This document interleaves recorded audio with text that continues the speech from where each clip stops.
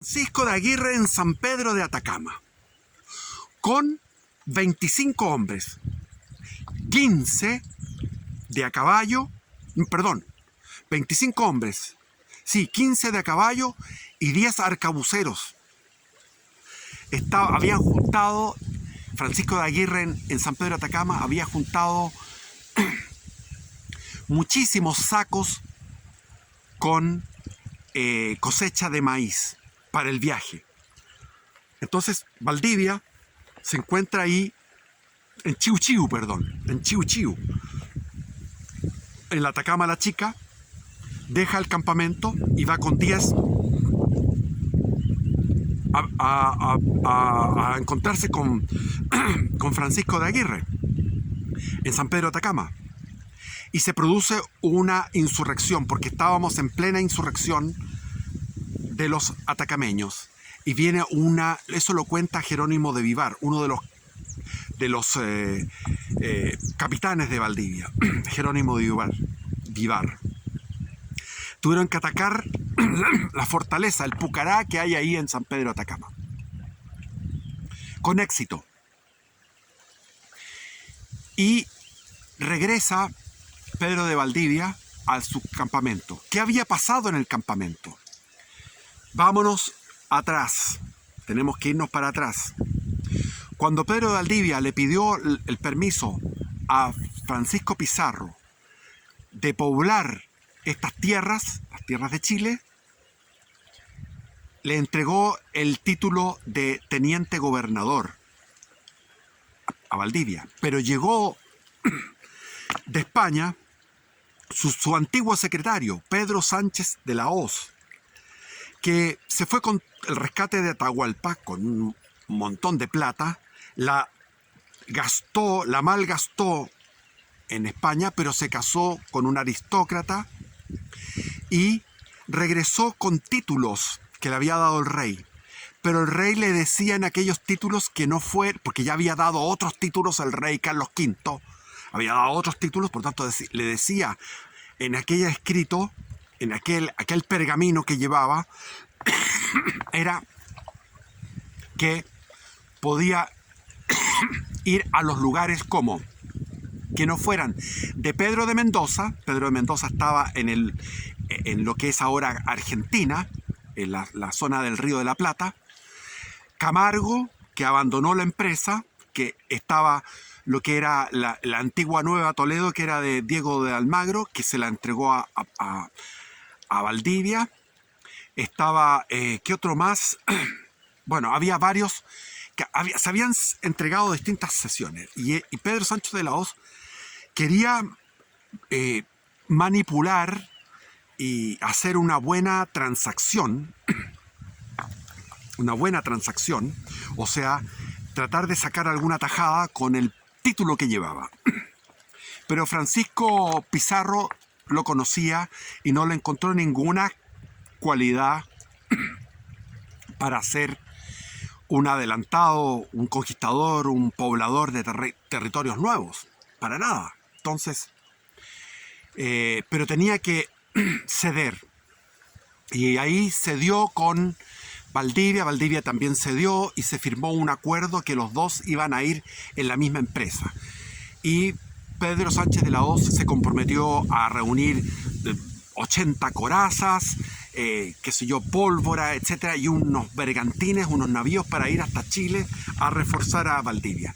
Pero no hizo nada de eso, sino que fue detrás de Valdivia con 20 hombres, al mando de un apellido del Río. Ahí vienen los del Río. Y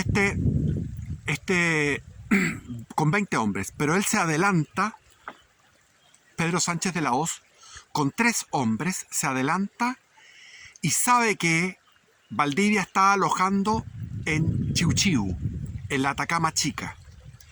Y va en la noche a donde está la tienda de campaña de Valdivia, donde está durmiendo Valdivia, entra para hacerse el amigo, para saber tocarlo, reconocerle, decirle hola, aquí estoy. Y estaba sin candela, era un un momento de noche, plena noche de la Atacama, y ahí va con tres, los tres van con puñal para matar a Pedro de Valdivia. Pero va tocando el lecho y se encuentra con un cuerpo de mujer. Era Inés de Suárez, que le dice: ¿quién es usted? ¿Quién está aquí? ¿Quién? Soy Pedro Sancho de la Hoz. Y usted, un hombre con su abolengo, un hombre decente, está metiéndose aquí en casa ajena. Es que yo venía a hablar con mi amo, Pedro de Valdivia. No se encuentra aquí, le dijo. Se encuentra en San Pedro de Atacama. Fue a buscar a su gran amigo Francisco de Aguirre y un refuerzo. Se salvó Pedro de Valdivia al escuchar a través de los indios de que había unos españoles en San Pedro de Atacama. O sea, el viaje de Chiu Chiu a San Pedro de Atacama a encontrarse con Francisco de Aguirre lo salvó de morir apuñalado por Pedro Sancho de la Hoz. Regresó Valdivia con estos 25 más los 10, 35 hombres, llegó. Ya todo esto en el momento, esto se demoraron algunos días. Y entre medio Pedro Sancho de la Hoz trató de sublevar a la tropa. Y ahí Pedro Gómez, que se había quedado a cargo de eso, llegó y le dijo: mira, yo obedezco solamente a Valdivia. Y si tú sigues en esto, te voy a colgar del primer árbol que encuentre. Pocos árboles que habían ahí. Llegó Valdivia y se encontró con esto. Y aconsejado, no le dio importancia y siguió con los demás, con todos, y con estos que eran los que querían matarlo. Y en San Pedro de Atacama los despide a los tres que estaban con el puñal, a los tres los despide, les quita los caballos, les quita las armaduras, les quita todas las armas y los envía al desierto. Y a Pedro Sánchez de la Hoz lo mete en grillos, lo engrilla, ellos viajaban con unos grillos, se lo engrilló y le dijo: bueno, ahora que estás preso, vamos a hacer un nuevo documento, vamos a anular, yo voy a romper el documento que firmamos en Lima con Pizarro, lo voy a romper ese documento. ¿Y qué voy a hacer? Vamos a redactar otro, donde tú te olvidas de todas tus pretensiones. Entonces, obligado, le iba la vida, tuvo que Pedro Sancho de la Hoz firmar. Algunos dicen que tenía el nombre, era Pero Sánchez. Bueno, yo le digo Pedro, porque Pedro es tan feo.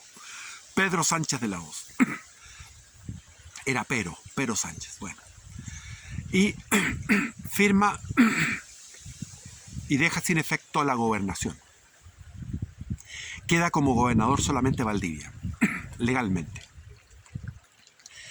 Y él da descanso a su tropa en San Pedro de Atacama y estamos hablando que llegaron más refuerzos y en total se juntaron 150 hombres.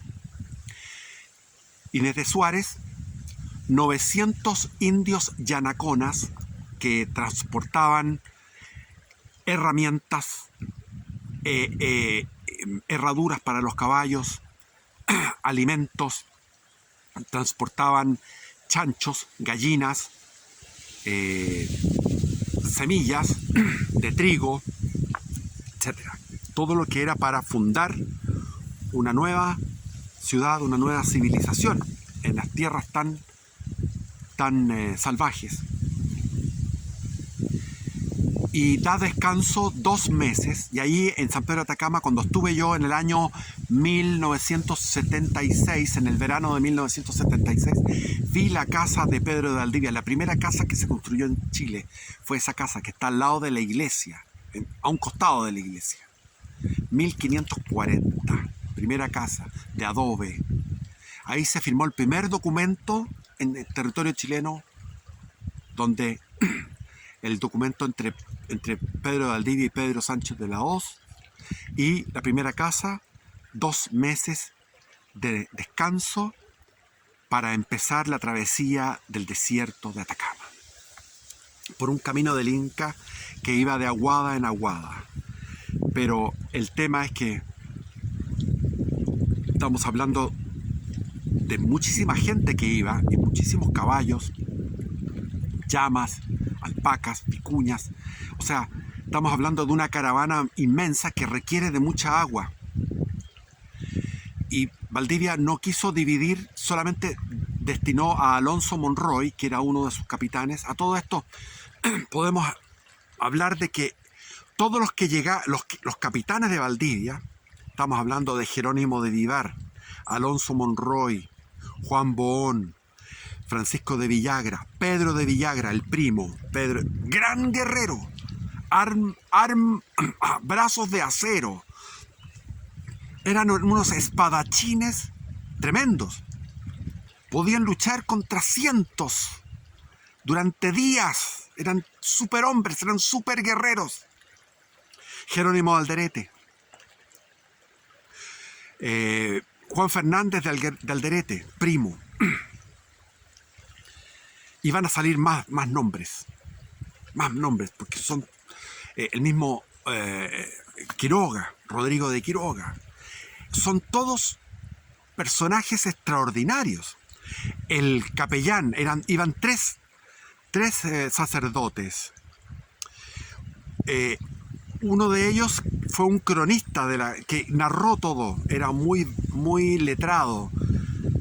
González Marmolejo, de apellido González Marmolejo, la primera autoridad eclesiástica de Chile, que narró todos estos acontecimientos, un cronista, que es como decir un historiador, pero inmediato, como un testimonio. Personajes sanos. Se había producido una selección. Después de la expedición de Almagro, quedó tan desprestigiado Chile que los que vinieran aquí eran personajes que venían a asentarse, a quedarse. Venían a morir en este lugar, a generar un pueblo. Y eso es lo que faltó en algunos lugares del imperio. Porque este vasto imperio de la corona católica española, faltó alguien, por ejemplo, Juan Ponce de León descubrió lo que es ahora Florida, recorrió toda la costa, desembarcó en lo que ahora es Cabo Cañaveral, de donde se disparan los cohetes, de ahí desembarcó y dijo, aquí hay una tremenda planicie de bosques y de pantanos, un terreno muy plano. Si subiera el nivel del mar 10 metros, todo Florida quedaría inundado. Y se fue recorriendo hacia el sur, llegó a Cayo Hueso hasta el final. Después recorrió toda la costa del Golfo de México, donde es ahora Fort Myers, Tampa, hasta Tampa llegó. Y quiso pacificar eso, pero la lucha con los indios era tan terrible que murió de una flecha envenenada en La Habana. Estuvo ahí falleciendo, agonizando en La Habana. Después llegó Pánfilo de Narváez, que también fracasó, y ahí viene la odisea de Núñez de Vaca, que recorre todo lo que es prácticamente Estados Unidos. Un tercio de Estados Unidos lo recorre, 6.000, 8.000 kilómetros, no me acuerdo cuánto. Núñez de Vaca fue esclavo, es una historia salvaje, tremenda, impresionante. Núñez de Vaca llega finalmente a México, se salva. Y después viene un tercero, que es Hernando de Soto, que fue con más fuerza, con más ímpetu, con más recursos, porque él había conquistado, era el segundo, el tercero de Francisco Pizarro en la conquista de Perú, y llegó millonario, se hizo millonario, se casó muy bien en España, y ahí dijo, no, yo quiero seguir. Y volvió a Florida, y de Florida siguió a lo que es ahora Georgia, Tennessee. Pero él podría haberse quedado, si hubiera tenido la idea que tenía Valdivia, de quedarse. Valdivia En el fondo lo que quería era llegar hasta el estrecho de Magallanes, tomar posesión para el rey todo este territorio. Si hubiera habido uno como Valdivia, un Abraham dispuesto a engendrar un pueblo que estuviera en la costa atlántica de lo que es actualmente Estados Unidos, donde se fundaron las 13 colonias, donde está la Carolina del Sur, la Carolina del Norte, Virginia, donde está Boston, donde está Nueva York, toda esa costa. Si hubiera habido un adelantado como Pedro de Valdivia, esa costa habría sido parte de la corona española. No habrían podido tomarla los ingleses, ni los puritanos, ni ningún hereje. ¿Por qué? Porque cuando ya se asienta es difícil. ¿Cuántas veces quisieron llegar y conquistar distintos puntos donde estaban de la hispanidad del Nuevo Mundo? ¿Cuántas veces los ingleses quisieron conquistar y no pudieron?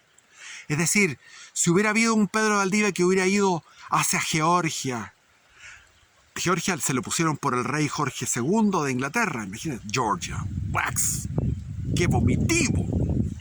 Bueno, esto es historia ficción. Pero volvamos a Valdivia. Valdivia iba en este cruce del desierto pasando lo pésimo en el cruce del desierto.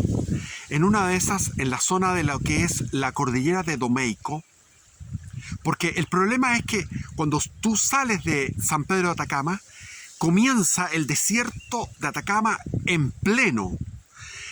Y hay un tramo de unos 200 kilómetros casi sin agua.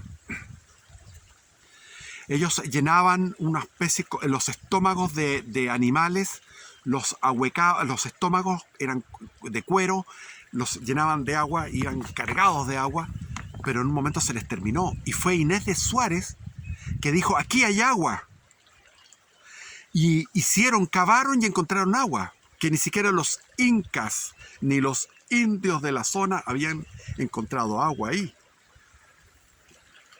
Y ese se le llama el pozo de Inés de Suárez. Salvó la expedición eso. Fue algo milagroso. Fue como Moisés en el desierto que tocó una piedra y surgió agua. Lograron pasar esa etapa, la más dura, y entraron en todo lo que es Chañaral actualmente. Chañaral. Toda esa zona ya es un poco más grata. Y finalmente el 26 de octubre, o sea, ya llevaban 10 meses, 11 meses, desde que habían salido de Cusco. El 26 de octubre de 1540 llegan por donde ahora está el aeropuerto, o sea, entre Copiapó y Caldera, llegan al valle del Copayapo, de Copiapó, que lo nombró el Valle de la Posesión, y tomó posesión solemne de las tierras que le correspondían, en el nombre del Rey y en el nombre de Jesús Cristo y de la cristiandad. Los indios de Copiapó, los indios de Huasco, los indios del Valle del Elqui, habían tenido mal recuerdo porque en la expedición de Almagro, él les dio licencia para que se surtieran de distintos productos para cruzar todo lo que era el desierto, de vuelta hacia el Perú. Entonces dejaron mal recuerdo los subalternos de Almagro. Entonces lo que hacían los indios era ocultar los alimentos en hoyos bien disimulados, todas las cosechas. Entonces comenzó el hambre entre los expedicionarios y comenzó la lucha, porque empezó a haber varias batallas o combates, digamos, o escaramuzas. Murió un español de apellido Olea en una de ellas. Murieron varias centenares de indios yanaconas y llegaron al valle de Aconcagua, donde se encontraron con los jefes, ahí como les había dicho, en lo que es Quillota estaban los jefes. Quilicanta, que era el representante del rey, del Inca, y Michimalonco, o Mitimaelonco. Y asesorados por un español que estaba ahí, que era un fugitivo, lo trataron bien y tuvieron buenas relaciones, porque además estábamos en tiempos en que ya se estaba acabando los suministros de las cosechas del año anterior. O sea, la cosecha en Chile era febrero, marzo, abril, y después había otro tipo de alimentación, pero había que mantener la cosecha. Y todavía no estaban esperando la cosecha que vendría en febrero, marzo, abril del año 41. Estamos hablando que estamos en noviembre, diciembre del año 40. Y en 2 meses, Valdivia llega en diciembre al Valle del Mapocho. Y en el Valle del Mapocho se encuentra con una ciudad de origen incaico. Es una ciudad que se calcula de unos 1000 habitantes. Esto no se sabía porque Valdivia ocultó esta realidad, porque las ciudades que eran del Inca eran del rey Carlos V, por herencia, por sucesión. El usurpador Atahualpa había entregado todo eso, y después de Atahualpa, Francisco Pizarro, todo eso pertenecía al rey. Las ciudades esas pertenecían al rey, entonces era propiedad real. Por lo tanto, Pedro de Valdivia no cuenta esto. Pero llegan a un lugar que es un centro ceremonial. Es un tambo y es un centro ceremonial. Donde ahora está la Plaza de Armas de Santiago, había un centro de ceremonial, y donde está ahora la catedral era un templo al dios del sol, al Inti. Porque desde ese templo se podía ver los 2 solsticios en forma precisa en el cerro, en el Ramón, y después en el Cerro El Plomo. Es decir, se podían ver los solsticios, había una precisión astronómica. Por lo tanto, se le daba a los incas un lugar sagrado. O sea, Santiago era un lugar sagrado de origen incaico. Donde está ahora el Correo, y fue siempre ese el lugar de la residencia de los gobernadores durante 3 siglos. Ese Correo, donde está ahora el Correo, es decir, hacia el lado norte, ahí estaba la residencia de Quilicanta, del jefe supremo de los incas, del que tenía sangre noble, de la familia real. Entonces ahí puso su habitación Pedro de Valdivia, pero antes se instaló en lo que es ahora entre el Cerro Blanco y el Cerro San Cristóbal. Ahí puso el campamento porque estaba protegido por los 2 cerros, y fue a hablar, fue a dialogar en conversación con la autoridad. Finalmente, el 12 de febrero se establece y se funda la ciudad de Santiago. Pero la ciudad de Santiago se funda sobre esta construcción indígena, sobre esta construcción incaica. Ahí entonces está la casa del gobernador, se pone encima de la casa del jefe inca. Donde estaba el templo del sol se pone la catedral o la iglesia católica. Y de ahí se hizo la Larife Gamboa hizo una medición de 12 varas, etc. 5 cuadras daban hacia el Cerro Huelén, que significa dolor, el Cerro Huelén, que después se llama Cerro Santa Lucía, y 8 cuadras hacia lo que es ahora la Avenida Brasil. Y esto era una isla, es decir, donde está actualmente la Plaza Baquedano, surgía una rama, otro vado del río Mapocho, más de menor caudal, pero que iba por donde ahora es la Alameda, por la avenida de la Alameda, y después giraba no de forma no en ángulo recto, pero giraba en una diagonal hacia lo que es la calle Brasil y terminaba encontrándose con el río original. Y estaba lo que se llamaba La Vega, donde estaba, más allá de La Vega había cementerios indígenas, donde ahora son los cementerios. El cementerio indígena estaba en la Avenida La Paz, cerca de donde está el Cerro Blanco con Avenida La Paz. Ahí estaba el cementerio indígena. Y de ahí se vino la tradición de poner los cementerios en la parte norte. Y en la parte norte se destinó a la población excedentaria, es decir, se construyeron casas con quincha, es decir, con coligüe y adobe, o sea, no adobe, sino que barro con coligüe, la quincha, o con palos y coligüe. Había mucho bosque, todo ese valle era boscoso, pero había lo que más le gustó a Pedro de Valdivia fue que había 30 kilómetros en total, había 30 kilómetros de acequias. Todo el río estaba trabajado en acequias durante siglos, ya llevaban muchos siglos. La cultura chincha chilena, que se llama, era una cultura que ya había trabajado todo lo que es Vitacura, Apoquindo, Tobalaba, Ñuñoa. Son nombres de caciques y de sectores donde se regaban con muchísimas acequias. O sea, el río casi quedaba sin caudal después de sacarle un caudal que iba también. Había una acequia que iba hacia lo que es el Salto.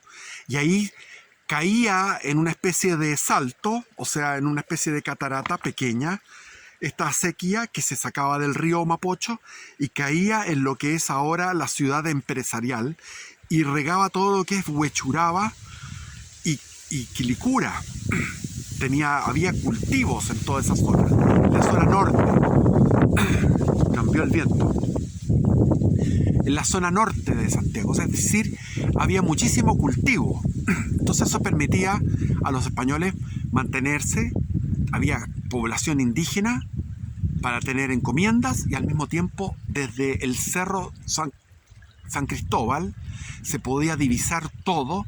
Había una tremenda visibilidad para todo lo que es el valle, la cuenca del río Mapocho, hasta el río Maipo, hasta la angostura de Paine, se podía ver desde lo alto del río, del Cerro San Cristóbal, y desde lo alto del Cerro Huelén o Santa Lucía se podía divisar que era un cerro de rocas, muy extraño, era un cerro de rocas, que todavía mantiene todas esas rocas.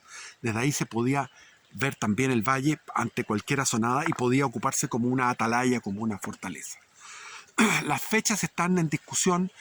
Valdivia puso que la fecha, o sea, el cabildo, bueno, a todo esto se fundó el cabildo.